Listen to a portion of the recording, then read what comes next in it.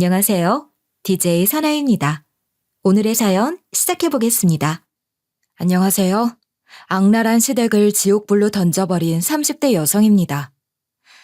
사람은 불합리한 상황에 오래 노출되면 그게 마치 당연한 일인 줄 착각하며 살아가게 되는 것 같아요. 저도 그랬어요. 바보처럼, 아니, 천재처럼요. 결혼하고 나서 시부모님께 정말 말도 못하게 시달렸는데 그 모든 걸 꾹 참고 견디며 살았어요. 그러다 우연히 한 귀인을 만나게 되었고 그분을 통해 시부모의 끔찍한 과거와 만행을 알게 되었습니다. 저희 부모님과도 얽혀 있더라고요.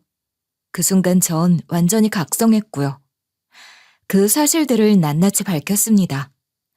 그리고 시댁 사람들을 가장 처참하고 비참한 방식으로 무너뜨렸는데요. 어쩌다 제 인생에 이런 일이 벌어졌는지 지금도 가끔 믿기지 않지만 결국 나쁜 사람은 벌을 받게 되는 꼴을 보게 되었어요. 이제 그 이야기를 들려드릴게요.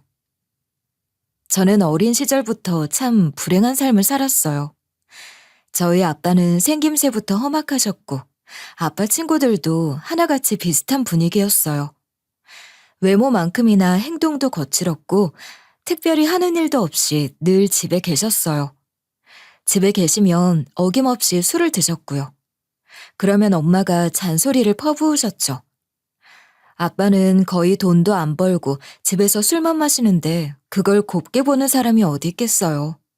심지어 저희 집은 동네에서 제일 가난한 축에 속해요. 수도나 가스가 종종 끊기고요. 먹을 것도 충분하지 않아서 항상 배고팠던 기억이 있어요. 엄마가 소일거리로 일을 나가시는데 그렇게 돈을 벌어오면 아빠는 술값으로 탕진하고요. 전 엄마가 아빠에게 안 좋은 마음을 갖는 게 정상이라 생각했죠. 그런데요, 아빠는 엄마의 그런 잔소리도 듣기 싫은가 봐요. 신경질적으로 반응하며 엄마에게 막말을 퍼부었어요. 그럼 엄마도 결국 참지 못하고 화를 내면 큰 싸움으로 번집니다. 아빠는 엄마를 위협하고 그러면 엄마는 집안 물건을 집어던지며 맞서고요. 그런 싸움은 너무도 자주 반복돼서 저희 집의 일상처럼 굳어졌어요. 전 그 상황이 너무 고통스러워서 두 분이 싸우기 시작하면 밖으로 나가 숨곤 했는데요. 그러다 누군가가 경찰에 신고를 해주면 경찰이 와서 싸움을 말리고 나서야 겨우 진정이 되거든요. 그러면 저는 다시 조심스럽게 집으로 돌아갔고요. 그렇게 싸움이 일상이 된 집에서 자랐습니다. 그 속에서 제가 마음 붙일 수 있었던 유일한 안식처는 같은 골목에 살던 5살 많은 오빠였어요.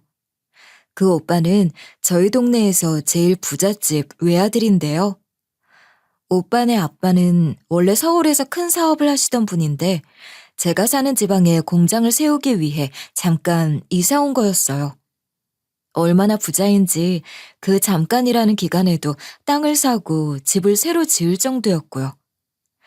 그 집에는 도우미 아주머니까지 있었어요.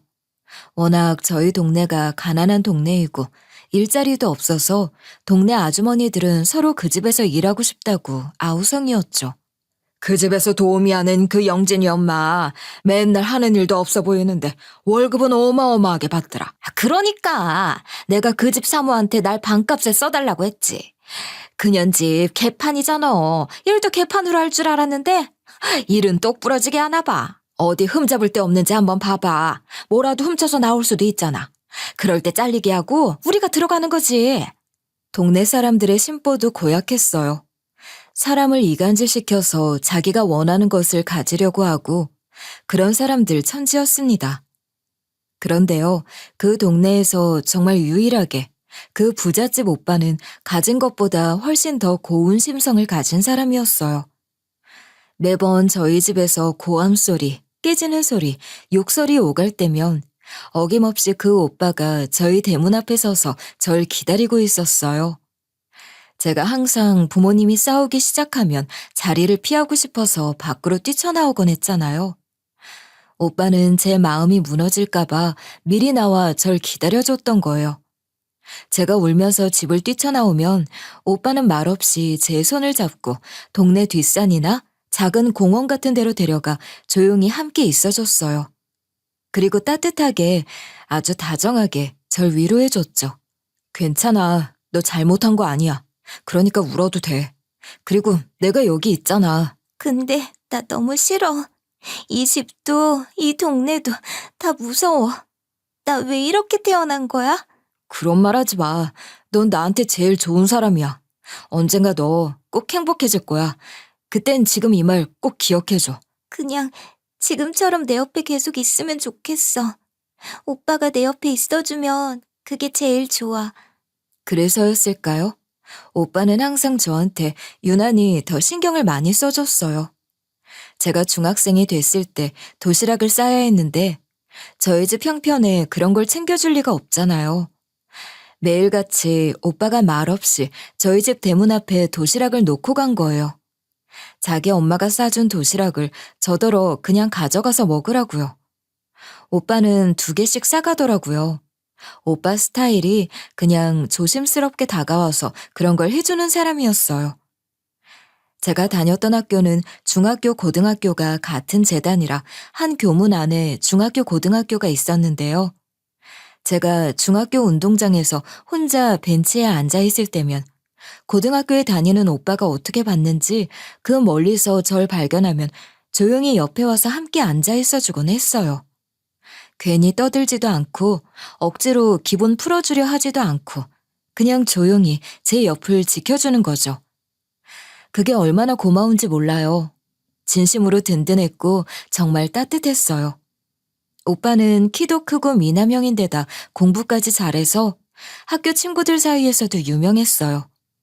제 친구들 중엔 오빠를 한 번만 보자고 소개시켜달라고 하는 애들도 많았고요. 어느 날 저도 장난처럼 말을 꺼냈어요. 오빠, 내 친구가 오빠 소개시켜달래. 걔 엄청 귀여워. 애교도 많고 걔도 공부 잘해. 만나봐. 그러자 오빠는 고개를 휙 돌리더니 정색을 하더라고요. 그런 모습 처음이라 좀 놀라기도 했어요. 소개팅? 바보야. 너는 너 좋아하는 남자한테 네 친구 소개시켜주고 싶냐? 안 해, 바보야. 정말? 오빠가 나 좋아해? 왜? 난 그냥 오빠가 나 불쌍해서 잘해주는 줄 알았는데. 그랬더니 오빠는 잠시 조용히 있다가 진지하게 말했어요. 그 모습이 너무 낯설더라고요. 넌 내가 본 사람 중에 제일 예뻐. 불쌍해서가 아니라 너가 예뻐서 좋아하는 거야. 그때 처음 알았어요. 오빠가 절 그런 마음으로 좋아하고 있었다는 거려. 그리고 제가 예쁘다는 말을 진심으로 듣는 것도 처음이었어요. 그전까지는 제가 예쁜지조차 몰랐거든요. 제가 얼마나 순수했는지 이제 좀 아시겠죠? 하지만 저는 오빠를 남자로서 좋아하진 않았어요. 저한테 오빠는 그냥 절 지탱해주는 사람이고 정신적인 지주 같은 존재였거든요. 그래도 이상하게 오빠의 마음을 알게 된 후에도 어색해지진 않았어요. 오히려 더 자연스럽게, 더 편하게 지낼 수 있었어요. 그런데요, 결국 오빠와 헤어질 일이 생겼어요.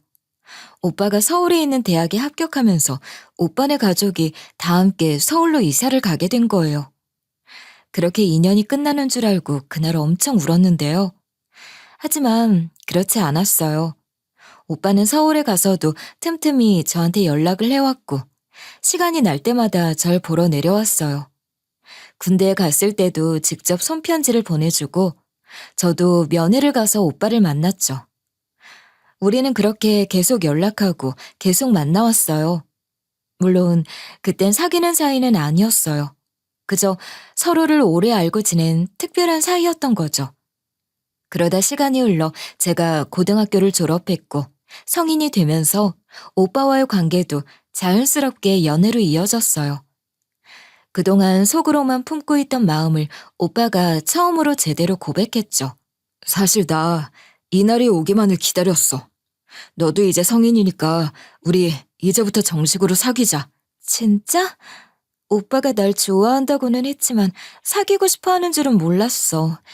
근데 나도 오빠 좋아해. 좋은 여자친구가 되어볼게. 그렇게 전 친구가 아닌 연인의 자격으로 오빠 곁에 서게 되었어요. 하지만 현실은 그렇게 쉽게 절 놔주지 않았어요. 고등학교를 졸업하고 나서 대학에 가고 싶었지만 집안 형편이 너무 어려워서 꿈도 꿀 수 없었거든요. 그래서 저는 바로 돈을 벌기로 마음먹었고 일자리를 구해보려고 했죠. 그러던 어느 날 갑작스럽게 아빠가 객사했다는 소식을 들었어요. 어디선가 쓰러진 채 발견됐고 병원으로 옮길 틈도 없이 세상을 떠났다는 거예요. 그런데요, 아빠의 장례가 끝난 지 얼마 지나지 않아 엄마마저 교통사고로 돌아가셨다는 연락이 왔습니다. 그렇게 순식간에 부모님 두 분을 모두 잃었고 남은 건 빚더미와 월세방 하나뿐이었어요.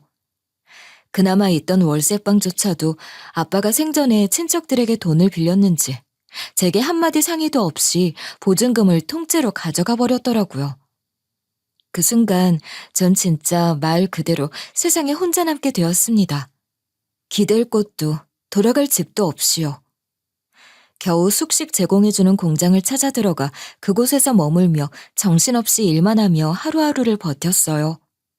몸은 지치고 마음은 텅 비어 있었지만 그래도 살아야 했으니까요. 그런 상황에서도 오빠는 여전히 절 보러 와줬어요.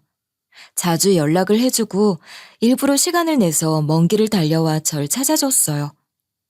그 덕분에 저는 다른 사람을 만날 여유조차 없었고 솔직히 그런 생각도 들지 않았어요. 그만큼 오빠는 저한테 큰 존재였고 우리는 그렇게 7년이라는 시간을 함께 했습니다.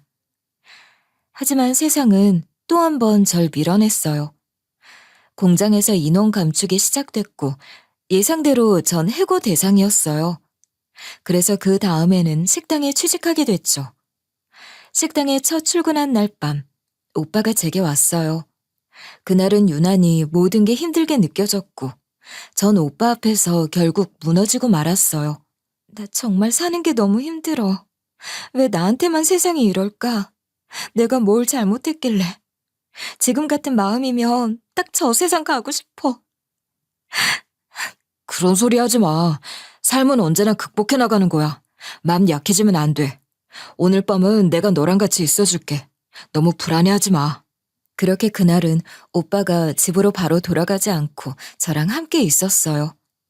밤새 오빠의 따뜻한 위로를 받으며 함께 있으니 마음이 조금씩 편안해지더라고요.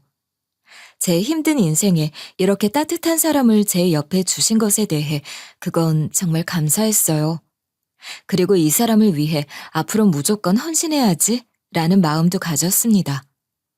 그런데요, 그 하룻밤이 문제가 되었어요.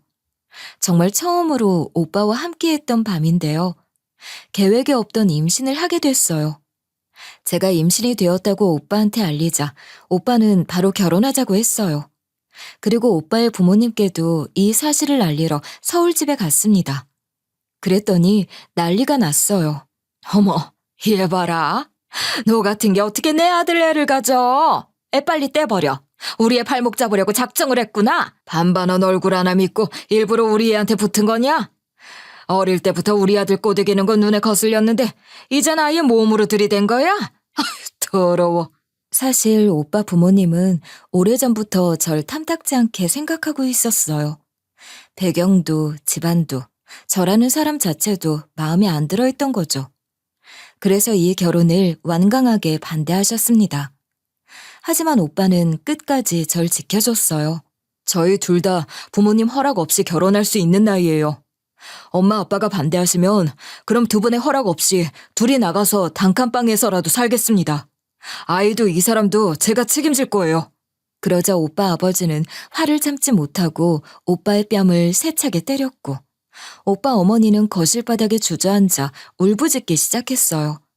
하지만 오빠는 뜻을 굽히지 않았고 그 모습을 본 시아버지는 분노를 주체하지 못한 채 오빠를 거칠게 밀치고 마치 작정한 듯 여러 차례 때리셨어요.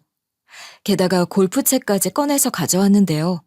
그 모습을 옆에서 지켜보던 어머님은 다급하게 눈물을 닦으며 말했어요. 어머, 여보, 얘네 지금 제정신 아니야.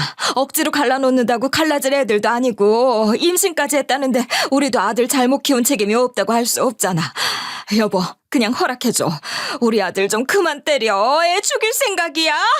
그러자 아버님은 그때서야 정신이 드셨는지 골프채를 바닥에 떨어뜨리고요. 망연자실하시고 한숨을 크게 쉬시더라고요. 아유, 이놈아. 앞길이 탄탄대로인데 어디 저런 여자랑 결혼해서 뭐 어쩌겠다고. 속상하다, 속상해. 그렇게 결국 오빠의 부모님도 체념하시고 저희의 결혼을 허락하셨어요. 저는 임신한 상태로 급하게 결혼식도 제대로 못 올린 채 그냥 맨몸으로 시댁에 들어가게 됐어요. 책임을 지기 위해 떠밀리듯 시작된 결혼이었죠. 그때 제 나이 겨우 20대 후반이었고요. 오빠는 30을 훌쩍 넘긴 나이였습니다. 그날부터 제게 또 다른 세상이 열렸어요. 네, 바로 시집살이라는 지옥 같은 세상이요. 시어머니는 결혼을 허락해 주신 것과는 별개로 절 단 한순간도 며느리로 받아들이지 않으셨어요. 오히려 이제야 제대로 부릴 사람이 들어왔다는 듯 구박과 잔소리를 퍼붓기 시작하셨죠. 그 집엔 원래 오래된 도우미 아주머니가 계셨어요. 지하도 있는 3층 집에 대지만 해도 200평이 넘거든요. 한평생을 그 집안일을 맡아 해오셨던 분이었는데 제가 결혼해서 시댁에 들어가자마자 그분을 바로 내보내시더라고요. 예, 이제 이모님 안 오실 거야. 이제부터 네가 이 집안일 다 해. 밥값은 해야지. 안 그래? 이 큰 집을 전부요? 아, 네, 알겠습니다. 어머님, 제가 아직 살림을 잘 알지는 못하지만 하나씩 알려주시면 열심히 해볼게요. 아이고, 그 나이 먹고 할 줄 아는 게 뭐가 있니? 맨날 밥만 축내고 우리 아들 꼬시는 것밖에 모르잖아. 아휴, 저런 답답한 애가 뭐가 좋다고 우리 아들이 빠져가지고. 아휴, 내 팔자야 정말. 결혼을 허락받았다고 해서 예쁨 받을 거라 기대하진 않았어요. 하지만 이 정도로 모질게 굴 줄은 정말 몰랐습니다. 도우미 아주머니가 나간 뒤부터는 집안일이 전부 제 몫이 됐고 시어머니는 말 그대로 손 하나 까딱을 하지 않으셨어요. 컵에 물 한 번 마시고 나면 그대로 싱크대에 던져 놓으셨고요. 과자를 드시면 바닥에 가루를 일부러 털어 놓으셨죠. 그럼 저는 바로바로 빗자루 가져와서 쓸고 닦고 해요. 일부러 그러는지 수건에 립스틱을 닦으시고요. 그럼 제가 그걸 손빨래해야 합니다. 속옷은 스스로 빨아야 하는 거 아닌가요? 분비물이 묻은 팬티까지 벗어놓으시더라고요. 저는 말없이 그것도 손빨래를 했습니다. 살다 제 손으로 그런 것까지 빨게 될 줄은 몰랐어요. 하지만 그땐 정말 어쩔 도리가 없잖아요. 임신도 했는데 갈 곳이 없으니까요. 그래서 참고 또 참았죠. 시집살이도 버거웠지만 진짜 더 힘들었던 건 시아버지의 시집살이였어요. 제가 아무리 공들여 음식을 차려놔도 시아버지는 한 번도 손대지 않으셨어요. 제 반찬은 마치 쓰레기라도 되는 양 밀쳐졌고요. 여보, 전에 사온 갈비탕 있지? 그거 좀 줘. 당신 손으로 직접 해서 줘. 쟤한테 맡기지 말고. 그러면 시어머니가 옆에서 한껏 비아냥거리듯 말했어요. 아유, 왜? 며느리가 해준 음식은 안 먹으려고? 독이라도 탔을까봐 그러셔? 당신도 참 까다로워. 한 번 아니면 영원히 아닌 그 대쪽 같은 성격도 참 여전해. 그 집에서 제가 받은 대우는 명확했어요. 시아버지는 늘 말했죠. 결혼은 시켜주었지만 감히 누굴 넘본 거냐. 우리 아들은 너만 아니었으면 더 좋은 여자 만나서 잘났을 거야. 진작 날아다녔을 거야. 그 말이 한두 번이 아니었어요. 귀에 박히도록 들었어요. 심지어는 제 뱃속에 있는 아이조차 자기 아들의 아이가 아닐지도 모른다는 말까지 하셨죠. 정말 너무 억울하고 서러웠지만요. 그땐 밝힐 수 있는 아무런 증거도 없었기에 꾹 참을 수밖에 없었어요. 아기만 태어나면 그럼 달라지시겠지? 그 생각 하나로 견디고 또 견뎠어요. 그러다 하루는 제가 마음을 열고 점수라도 따보려고 얼굴에 웃음 붙이고 싹싹하게 말을 걸었는데요. 시아버지는 완전 정색을 하고 크게 화를 내며 말했어요. 언감생심, 어디서 나한테 말 붙이려고 하나? 내가 너랑 노닥거릴 사람으로 보이냐? 괜히 말 시키지 말거라. 너한테 볼 일 없으니까. 제 말엔 대답 한마디 없고 제가 하는 일은 죄다 못마땅하다는 듯 인상을 찌푸리셨어요. 그 집에서 저는 그냥 자기들 아들을 망친 여자일 뿐이었고요. 며느리도 아니고 사람도 아닌 존재처럼 취급받았죠. 제가 힘들다고 징징거리니 남편은 절 위로해줬어요. 어머님, 아버님, 날 너무 힘들게 해. 우리 나가서 살면 안 돼? 나 너무 힘들어. 짜증나. 미안해. 그래도 잘 버텨보자. 여기서 사는 게 제일 안전해. 부모님도 아기 나오면 달라지실 거야. 그때까지 내가 더 자기를 지킬게. 남편은 그때 시아버지가 운영하는 회사에서 일을 배우고 있었어요. 이제 막 사회생활을 시작한 터라 뭔가 큰 결정을 혼자 내릴 수 있는 입장은 아니었죠. 그래서 남편은 저에게 회사에서 자리 제대로 잡히면 그때 우리 나가서 살자고 그렇게 말했어요. 전 그 말을 믿었어요. 그날이 오기만을 기다리면서 하루하루를 악으로 깡으로 버텼습니다. 그런데요, 그렇게 마음고생을 하면서 버티고 버티는데 제 몸이 멀쩡할 리가 있었을까요? 아이는 뱃속에서 무럭무럭 잘 자라고 있다고 생각했는데요. 막달 정기검진을 받으러 병원에 간 날이었어요. 그날 의사 선생님은 평소와 다르게 초음파 화면을 한참 들여다보셨어요. 표정이 점점 굳어지고 아무 말도 없이 기계 버튼만 눌러대셨어요. 전 괜히 마음이 조마조마해져서 억지로 웃으며 물었어요. 왜요, 선생님? 저희 아기 잘 있죠? 막달 되면 아기가 덜 움직인다고 하는데 그래서 그런 거죠? 그런데 의사 선생님은 끝내 제 눈을 보지 못하시고 조용히 말씀하셨어요. 사모님, 아기 심장 소리가 들리지 않네요. 아무래도 유산이 된 것 같습니다. 그 순간 세상이 무너졌습니다. 제 안에 있던 모든 게 무너지는 소리만 들렸어요. 저는 여전히 아기를 품고 있는데 그 안에 생명이 없다니요. 믿을 수가 없었어요. 어떻게 이럴 수 있죠? 어떻게 저한테 이런 일이 일어날 수 있죠? 슬픔 속에서 전 수술을 했어요. 막달에 유산수술 하는 건 출산하는 것과 차이가 없다던데요. 그래서 의사도 몸조리 잘하라고 했어요. 하지만 몸조리는커녕 집에 오자마자 시어머니의 모욕을 들어야 했어요. 네 팔자가 세다더니 부모님 닮았구나. 그 지랄 맞은 기운으로 우리 집 귀한 피를 끊었네. 엄마, 그만 좀 해. 이 사람 몸조리 해야 하니까 아무것도 시키지 마세요. 아셨죠? 남편이 막아섰지만 전 그 말에 아무 말도 하지 못했습니다. 왜냐면 전 갈 곳이 없잖아요. 지금 이 집을 나가면 정말 세상에 제자리는 단 하나도 없었거든요. 그래서 그 다음 날부터 전 아무 일 없던 사람처럼 평소와 똑같이 새벽에 일어나 밥 짓고 청소하고 정리하고 몸을 혹사시켰습니다. 눈물이 줄줄 흘러도 어미의 슬픔을 알아주는 사람은 아무도 없었어요. 그런데 그날 밤 시아버지가 퇴근하고 돌아와 조용히 절 서재로 부르더니 단도직입적으로 말했습니다. 애가 죽었으니 넌 이 집에 있을 이유도 없지 않냐. 짐 싸서 나가거라. 전 두 손을 모으고 간절히 애원했어요. 오갈 데가 없는데 여기서 어떻게 나가요? 제발 한 번만 봐주세요. 바로 아이 가질게요. 흔한 일은 아니지만 종종 일어난대요. 몸 만들어서 이번에는 건강한 아이 출산할 테니까 조금만 기다려주세요. 하하하. 얘야, 사실 그 아이 낳았다고 해도 바로 고아원에 보냈을 거다. 우리 아들이 너 같은 여자와 어울리겠냐? 아니야. 그건 네가 잘 알지 않냐. 제발 좀 분수를 깨닫고 꺼져주라. 그 순간 저는 다시 한번 깨달았어요. 이 집에서 전 사람이 아닌 존재라는 거려. 이 대화를 남편이 밖에서 들었는지 문을 벌컥 열고 들어왔어요. 어떻게 아이를 잃은 사람한테 그런 말을 하실 수 있어요? 아빠가 사람이에요? 모든 돈으로만 따지고 사람까지 돈으로 평가하는 아빠한테 정말 실망이에요. 그 말이 끝나자마자 시아버지는 주먹을 들어 남편의 뺨을 세차게 때리셨고요. 시어머니는 또다시 거실에 주저앉아 울부짖기 시작했어요. 이게 다 너 때문이야. 너 때문에 단란했던 우리 가족의 분란이 된 거야. 다 너 때문이야. 귀를 찢을 듯한 고함이 집안을 가득 메웠고 저는 그 소란 한가운데서 가만히 서 있기만 했습니다. 그날은 정말 지옥 같았던 하루였습니다.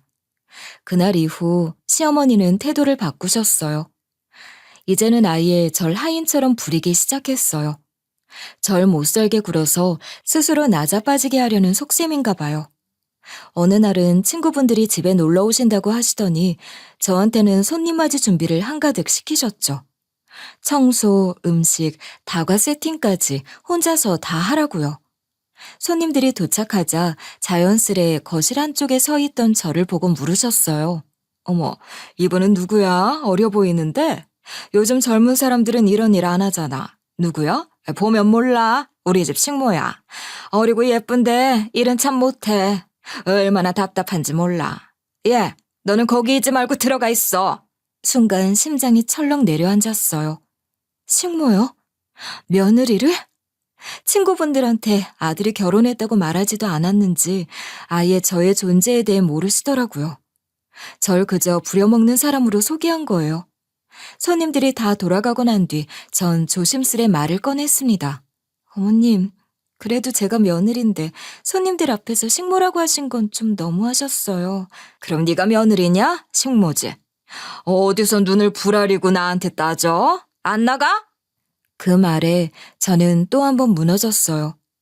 그 후로 가족들의 큰 모임에서도 저만 빠졌고요. 가족 사진을 찍거나 친척들 식사 자리에서도 전 항상 집에 있으라고 했어요. 남편에게도 그런 일이 있을 때면 그곳에 도착해서 무슨 일인지 말을 해주거나 그러더라고요. 남편은 처음엔 절 감싸주려 했지만 그럴수록 시아버지는 화를 내지 않고 오히려 남편에게 더 잘해주셨어요. 회사 내 직급을 계속 올려주고 사회적 지위 있는 사람들과의 만남도 연결해줬죠. 그런 일들이 반복되자 남편은 어느 순간부터 점점 저와 거리를 두기 시작했어요. 아니, 어떻게 가족 사진을 나 빼고 찍을 수가 있어? 이게 말이 돼? 당신이 말을 좀 해줘. 그냥 좀 참고 지내. 우리 엄마 원래 저래. 이런 걸로 싸우려 들면 끝도 없어. 어느 순간 되면 풀리는 날이 올 거야. 그때만 좀 기다려. 그렇게 남편은 서서히 제 편에서 방관자가 되어갔습니다. 그래서 참고 지냈어요. 한번 참으니까 계속 참게 되더라고요. 그러던 중 시아버지가 뇌졸중이 오셨고 병간호는 당연하단 듯 제 몫이 되었어요. 그때는 잠깐 시어머니가 잘해주시더라고요. 자기가 해야 할 일을 제가 하니까요. 그런데요, 시아버지는 제가 당신을 돌보는 중에도 틱틱거렸고 시어머니는 손 하나 까딱하지 않으며 남편 뒷일엔 전혀 관심이 없었어요. 남편은 그 틈에 바람을 피우는 듯 했고요. 저도 오갈 데 없어서 그 일을 다 했지만 속이 말이 아니었어요. 다행히 몇 년이 지나자 거의 완전히 치유되셨어요. 그렇게 시집살이 5년 동안 제가 시댁에서 한 거라곤 밥 차리고 청소하고 빨래하고 아픈 시아버지 돌보는 것을 했고요. 사랑도 보호도 없는 생활 속에서 점점 무뎌졌습니다. 그러던 어느 날 시어머니의 칠순이 다가왔어요. 딱히 아무 말씀도 없으시길래 그래도 칠순인데 그냥 넘기긴 뭐하더라고요. 환갑 때는 제가 시댁에 없었던 시절이라 어떻게 지나갔는지도 모르지만 이제는 그래도 며느리가 있으니까요. 그리고 솔직히 말하면 이 기회에 점수라도 좀 따볼 수 있을까 하는 마음도 있었습니다. 그래서 저 나름대로 시어머니 칠순을 정성껏 준비해보려고 마음 먹었어요. 집에서 직접 할 수 있는 음식들, 잔치상은 어떻게 꾸밀지, 요즘은 그런 이벤트성 상차림을 꾸미는 용품도 대여해주더라고요. 병풍에 필요한 재료나 예산은 어떤지 하나하나 계획을 세워서 정리했고요. 그걸 보고서처럼 문서로 만들어서 시어머니께 보여드렸습니다. 어머니, 저도 이런 걸 할 수 있어요. 그 말이 담긴 마음이었죠. 그런데요, 시어머니께서 그 계획서를 보시더니 갑자기 제 뺨을 세게 후려치시는 거예요. 손찌검을 당한 건 그때가 처음이라 저도 놀라고 당황했어요. 어머님, 왜 이러세요? 제가 뭘 잘못했는데요? 어머니 칠순상 차려드리려고 한 건데 왜 그러세요? 고작 내가 이런 사람이야? 내가 이 정도 대우받을 사람이냐고. 귀한 손님들 오시니까 정신 바짝 차리고 제대로 해. 개망신 당하게 하지 말고. 그리고는 무심하게 카드 한 장을 내미셨어요. 장소는 어느 호텔, 답례품은 뭘로 할지, 사회자는 누구로 할지 일일이 받아 적으라고 하시면서 하나하나 진행할 때마다 전부 보고하라고 하셨죠. 그날 이후로 저는 잠도 제대로 못 자고 시어머니 칠순잔치를 준비하기 시작했어요. 그저 점수 한번 따보겠다고 시작했던 일이 이젠 제 전부를 쥐어짜는 고역이 되어버렸습니다. 그리고 마침내 잔칫날이 되었습니다.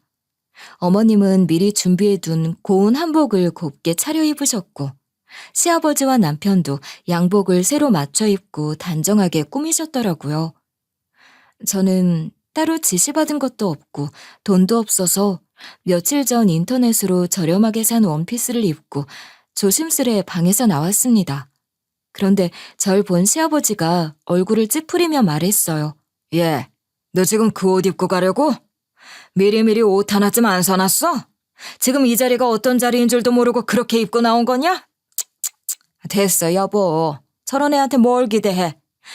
야, 넌 격이 너무 떨어진다. 같이 가면 우리까지 저렴해 보이잖아. 그러니까 넌 식장으로 따라와. 알겠어? 그 순간 남편은 아무 말도 하지 않았어요. 그저 못 들은 척 고개를 숙인 채 신발만 바라보더라고요. 그렇게 셋은 절 두고 먼저 차를 타고 떠났습니다.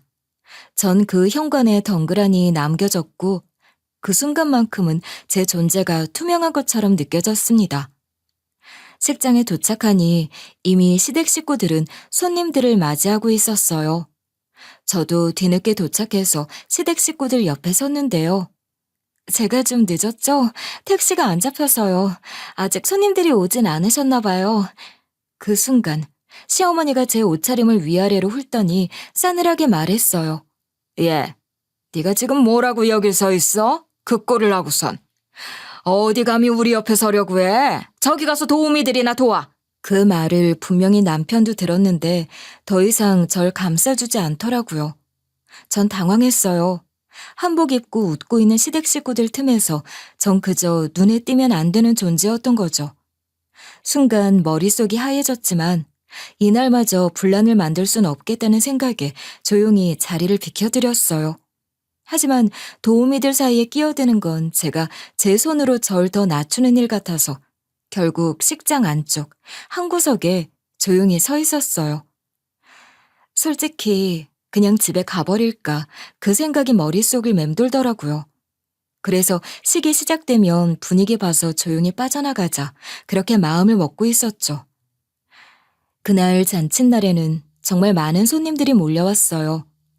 정작의 인사들로 식장이 북적였고 카메라 플래시며 인사치레가 오가는 와중에 검은 양복을 입은 보디가드들과 함께 머리가 하얗게 센 단정한 분위기의 한 여자 회장님이 등장하셨어요.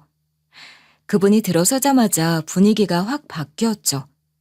시어머니와 시아버지부터가 완전히 태도가 달라졌고요. 어머, 회장님, 이렇게 귀한 걸음을 해주시고 정말 감사해요.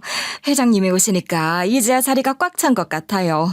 제가 늘 회장님을 어머님처럼 생각하는 거 아시죠? 나는 자네 그 입에 발린 소리 들을 때마다 참 웃겨. 그래도 뭐 칠순 축하는 축하니까 맛있게 먹고 갈게. 회장님 자리는 제가 따로 준비해뒀습니다. 제가 직접 모시겠습니다. 시부모님은 그 회장님께 허리를 굽히며 자리를 안내했고 손님들 사이를 오가며 정성껏 인사를 올렸습니다. 저는 한켠 다른 테이블에 조용히 앉아 있었는데요. 그 회장님이 식장을 둘러보시던 중 어쩐 일인지 자꾸 저와 눈이 마주쳤어요. 처음엔 우연이라 생각했는데 무언가를 떠올리는 듯한 묘한 눈빛이었습니다. 그분이, 그러니까 그 회장님이 절 바라보다가 손짓으로 부르셨어요.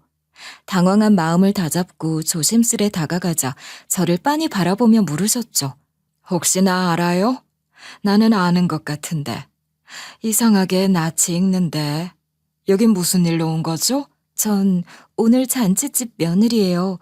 그리고 할머님은 전혀 모르겠는데요. 오늘 처음 뵌 게 확실해요. 며느리? 그래?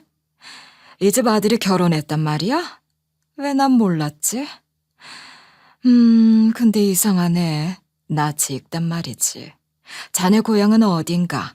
저기 경상도 쪽인데요. 왜 그러세요? 전 할머니 처음 뵙는데요. 아는 사이는 아니에요. 그러자 회장님은 뭔가에 꽂힌 듯 점점 질문을 더 깊이 던지셨어요. 어느 동네에 살았는지, 부모님이 무슨 일을 했는지까지도요. 인상착의까지도요. 그렇게 묻다가 조금 머뭇거리더니 조심스레 말을 꺼내셨어요. 실례되는 말일 수도 있는데 혹시 어머님 성함을 알 수 있을까? 네, 저희 엄마 성함은 김복자예요.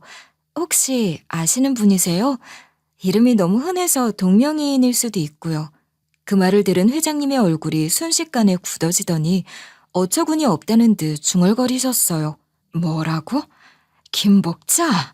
아니, 어떻게 어떻게 이 두 집안이 결혼을 했지? 저와 회장님이 조용히 이야기를 나누고 있는데 그 모습을 본 시어머니가 저 멀리서부터 급히 다가오셨어요.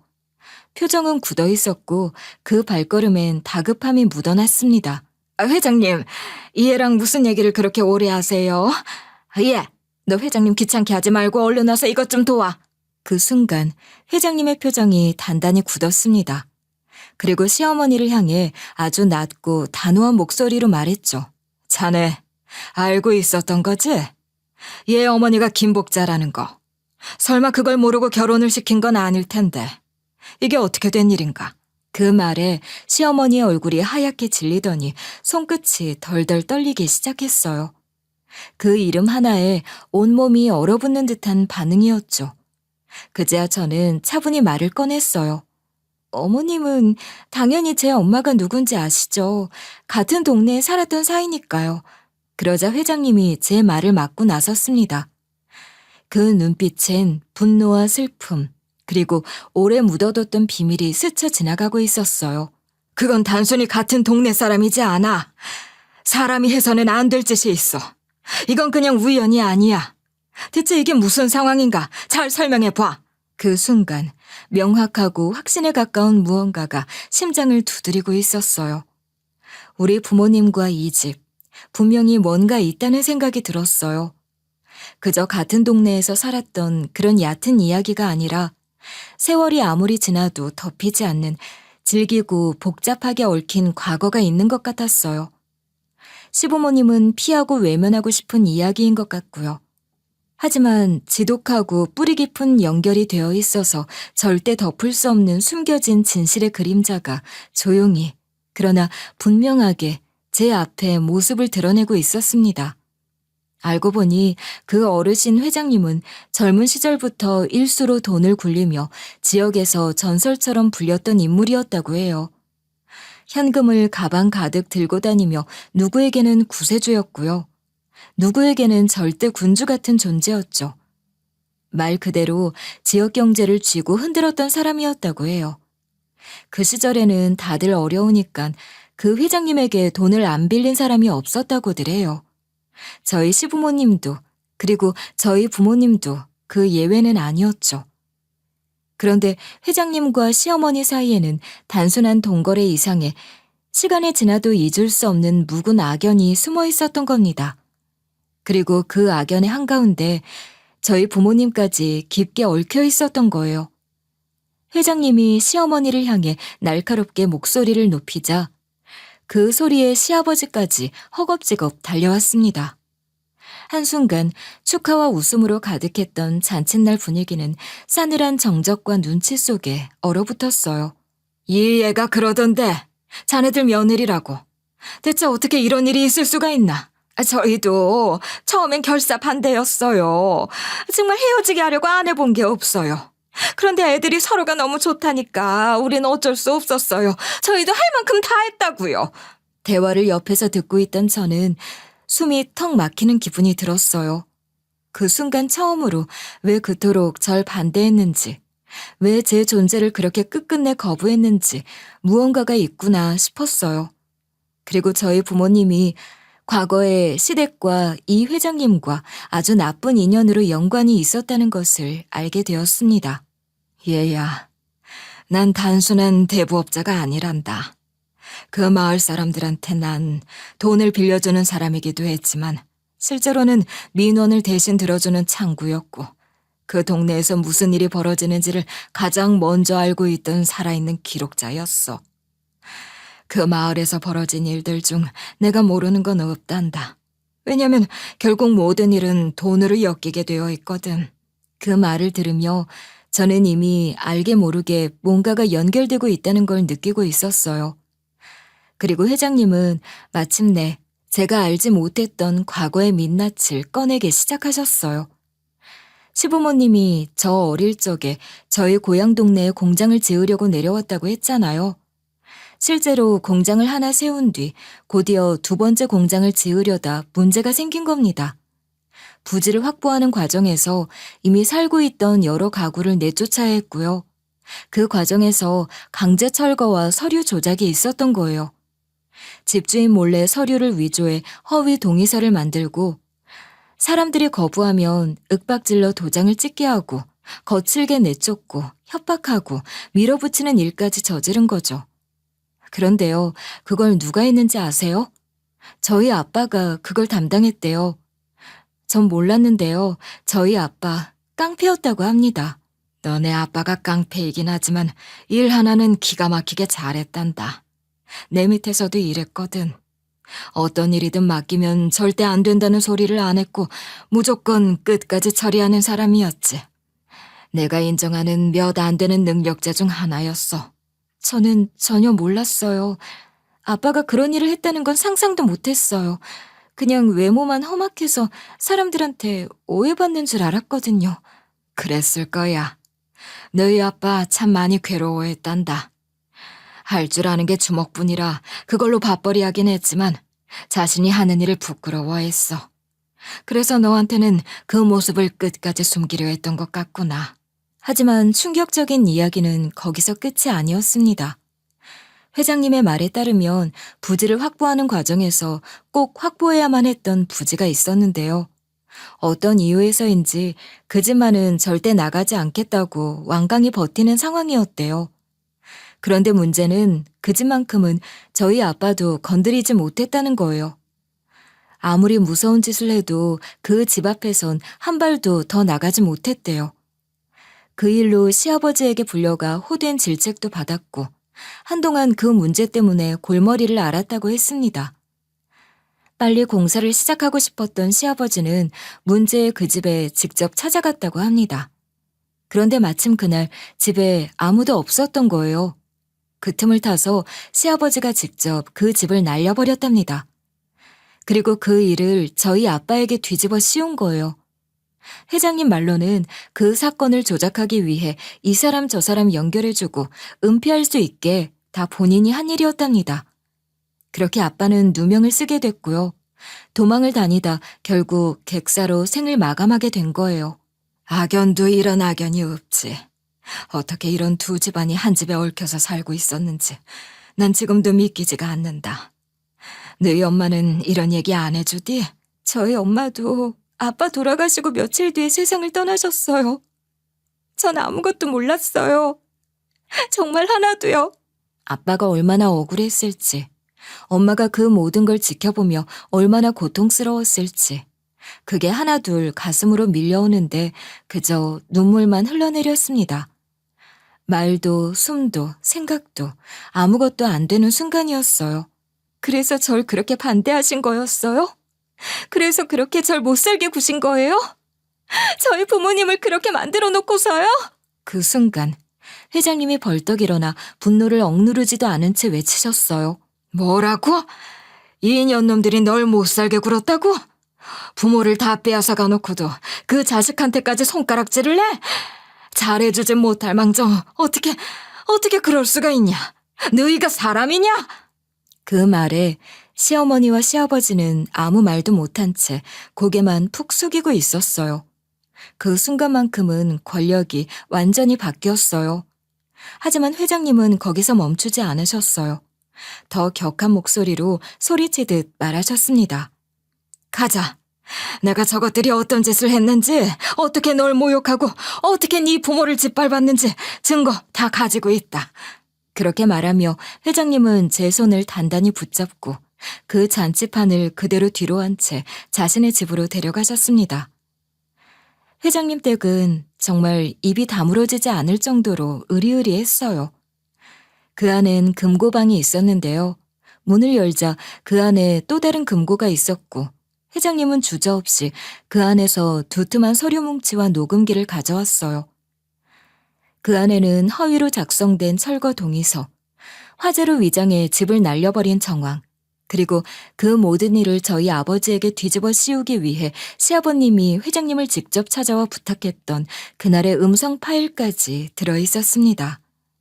이걸 가지고 가서 다시 수사 요청해. 그러면 너희 아버지 명예도 되찾고 저 집도 끝장낼 수 있어.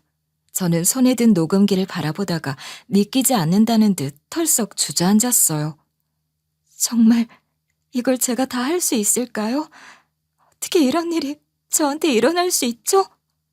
그러자 회장님은 깊은 한숨을 내쉬며 묻지 않았던 또 다른 이야기를 꺼내셨습니다. 네 아빠가 그 집을 못 건드린 이유 알려줄까? 네 엄마가 친엄마와 인연을 끊었는데 거기가 네 외할머니 집이었어. 몸도 편찮으셔서 곧 돌아가실 거라 기다리고 있었대. 억지로 뺏고 싶진 않은 거지. 그런 모진 고초를 다 겪고도 네 외할머니가 편하게 가시기만 기다린 거야. 뜻밖의 이야기였어요. 엄마랑 아빠는 그렇게 사이가 나쁜 줄로만 알았는데 엄마가 연까지 끄는 장모님을 아빠가 그렇게 지켜보고 있었다니요. 정말 의외였어요. 외할머니가 너네 아빠 결혼 반대하셨다더라. 그랬더니 네 엄마가 부모랑 연 끊고 집을 나갔대. 그 뒤로는 왕래가 없었지. 근데 너네 아빠 계속 외할머니 곁을 맴돌면서 몰래 돌봐드린 거야. 그런 의리 있는 사람 나도 보기 드물었어. 저는 점점 아빠의 새로운 면을 알아가고 있었습니다. 그렇게 결혼했으면 엄마랑 좀 잘 살지. 매일 싸우고 경찰 부르고 소리 지르고 정말 답답한 마음이 치밀어 올랐어요. 그날 왜 집이 비어 있었는지 알아? 할머니가 위독하셔서 네 아빠가 병원에 모시고 간 참이었대. 그 틈을 타서 그 집을 날려버린 게 네 시아버지고. 그 죄를 너희 아빠한테 뒤집어 씌우게 만든 사람이 바로 나였어. 아휴, 나도 그때 참 못된 짓 많이 했지. 그 말에 제 두 손이 떨리기 시작했어요. 한 사람의 인생을 지우고 한 집안을 망가뜨리고 그 딸을 며느리로 들여 다시 짓밟은 일도 이제 더는 가만히 있지 않겠다고 결심했어요. 미안하다. 정말 죽을 죄를 지었어. 나도 고소해도 좋아. 죄값 달게 받을게. 하지만 오늘 그 집엔 가지 마. 갈 곳 없으면 여기서 자고 내가 따로 알아봐 줄게. 내가 잘못한 걸 만회할 기회를 줘. 정말 미안해. 그날 밤 저는 회장님 댁에서 한숨도 못 자고 뜬 눈으로 밤을 지샜어요. 다음 날 법률구조공단에 찾아가 재수사 요청서를 냈고 검찰은 시아버지를 방화죄와 명예훼손죄로 수사에 착수했습니다. 음성 파일과 병원 CCTV, 조작한 사진 증거까지 모두 확보되어 결국 아버지의 억울한 누명은 벗겨졌고 명예도 회복됐습니다. 하지만 마음 한구석엔 왜 아빠는 도망쳤을까라는 의문이 남았어요. 그 답은 회장님이 알려주셨죠. 네 아빠가 나쁜 짓 많이 했잖아. 그것 때문에 그런 것 같아. 그리고 계란으로 바위치기라고 생각했겠지. 내가 껴있으니 말이야. 그리고 회장님은 법적으로는 처벌받지 않았어요. 시아버지에게 조언만 했다는 이유였죠. 명백한 조작을 부추겼지만 직접 실행에 옮기지 않았기 때문이라네요. 직접적으로 범죄를 도운 게 아니라 조언만 해준 거라 처벌 대상이 아니랍니다. 시댁은 말 그대로 엎친 데 덮친 격이었어요. 저희 아버지와 관련된 사건으로 검찰 조사가 시작되자 곧바로 여론의 문매와 세무조사, 내부 비리 수사까지 이어졌습니다. 알고 보니 수년간 쌓아온 불법과 탈세 정황들이 줄줄이 드러났고요. 그렇게 시댁은 한순간에 몰락했어요. 시아버지는 즉시 구속됐고 시어머니는 마지막 희망이라도 되는 듯 회장님을 찾아가 무릎까지 꿇고 애원했죠. 하지만 회장님은 단호하게 이제라도 죗값 받고 조용히 살라고 내쫓았습니다. 회사의 붕괴는 마치 모래성 무너지는 것처럼 순식간이었습니다. 실체가 드러나자 이익으로 얽혔던 인맥들은 재빨리 등을 돌렸고 시댁은 하루가 다르게 퇴색해 갔어요. 한때 사람들로 북적이던 집엔 이제 찾아오는 손님도 지켜야 할 체면도 권위도 없었어요.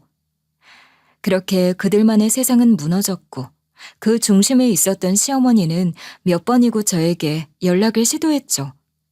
사과인지 변명인지 아니면 또 다른 악순환의 시작이었는지는 모르겠지만 저는 처음이자 마지막으로 제 손으로 시어머니였던 그 번호를 차단했습니다. 그 선택은 긴 고통의 고리를 제가 스스로 끊어낸 순간이기도 했습니다. 남편은 이제 와서 화를 내더라고요. 언젠가부터 제 편이 되어주지 않던 사람이 지네 집 무너지니까 저에게 큰 소리를 치더라고요. 어떻게 그럴 수 있어? 부모님이 마음에 안 들어도 지금껏 너 먹여주고 재워줬잖아. 그렇게까지 했으면 좀 참을 수도 있는 거 아니야? 아버님 일만 처리하면 됐지. 우리 회사는 왜 건드려? 그게 지금 할 소리야? 당신도 이제 너네 부모 꼭 닮아간다 진짜. 내가 어떻게 살았는지 뻔히 알면서 그딴 말이 입에서 나와? 그리고 내가 회사 고발했니? 검찰이 움직인 거잖아. 그러니까 내가 아니라 제대로 살지 못한 아버님께 따져. 그리고 너 바람 피운 거 나 다 알고 있었어.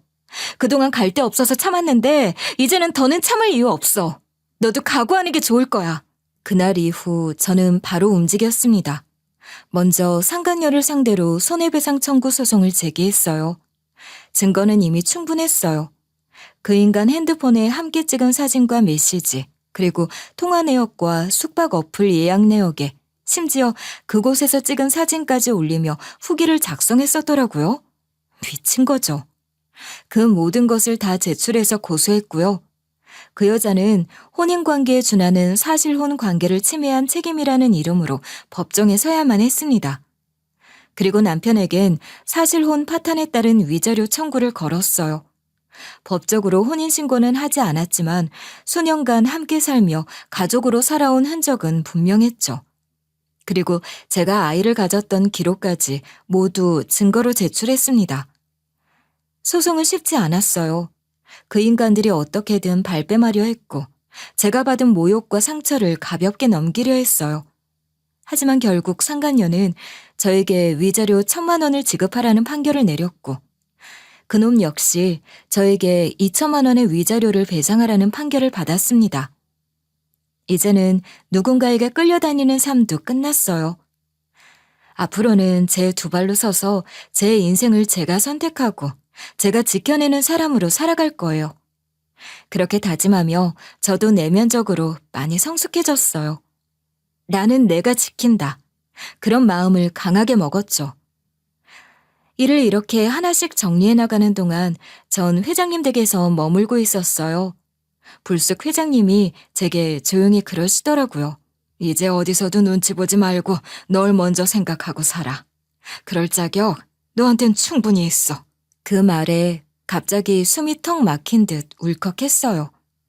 누구도 제게 그런 말을 해준 적 없었거든요. 그날 밤 혼자 거울 앞에 섰습니다. 거울 속엔 한때 며느리였던 사람도 누군가의 식모처럼 살던 여자도 없었어요. 그저 제 이름 가진 저 하나, 그걸 지키기 위해 버텨온 제가 서 있었습니다. 그리고 누구도 절 막대할 수 없고 함부로 대할 수 없다는 걸 왜 그때 깨달았나 몰라요. 저 정말 바보 천치가 맞나 봐요. 그리고 회장님은 어느 날 저녁 차를 마시며 말씀이 없으시더니 불쑥 이런 이야기를 꺼내셨어요. 나 이제 일수는 그만하려고. 나이가 90이 다 돼가니 손 떼야지. 그동안 번 돈 이제 좋은 일에 쓰고 싶어. 그래서 장학재단을 만들까 해. 그런데 이 돈 더럽다고 안 받아주면 어쩌지? 회장님, 그 돈은 분명 누군가에겐 기회가 될 거예요. 힘든 사람 도와주세요. 그럼 스스로도 기쁠 거예요. 네가 그런 말 해주니 참 고맙다. 나 이제 좀 편하게 숨 쉴 수 있을 것 같아. 회장님은 제 말을 듣고 한참을 말없이 웃으셨어요. 마치 오래 묵은 죄책감이 조금은 덜어진 사람처럼요. 그 순간 전 알았어요. 어떤 인생도 끝에서 달라질 수 있다는 거려. 그리고 용서는 때때로 가장 강한 사람이 줄 수 있는 선물이라는 것도요. 그리고 회장님은 바로 장학재단을 꾸렸고요. 그와 동시에 저는 회장님과 함께 아빠와 엄마가 함께 잠들어 있는 납골당을 찾았습니다. 작은 국화 한 송이를 정성스레 놓고 이제부터 제대로 살아본다고 누구한테도 짓밟히지 않고 내 이름으로 내 뜻대로 살 거라고 속삭였어요. 누구의 그림자 아래도 아니고 누구의 허락을 기다리는 사람도 아닌 사랑받기 위해 억지로 견디지 않고 존중받기 위해 아등바등 매달리지 않아도 되는 삶이요. 그건 제가 저 자신에게 되찾아준 가장 값진 선물이었습니다. 사실 저는 오래전부터 디자이너가 되고 싶었어요. 그래서 그 꿈을 다시 꺼내들고 일을 찾아보며 취직을 준비하고 있었죠. 그런 저를 보며 회장님이 그러셨어요. 회사 다니면서 야간에라도 학교 다녀. 그래야 오래 일할 수 있어. 네가 원하는 걸 제대로 배워야지. 하지만 제가 가진 건 꿈밖에 없었어요.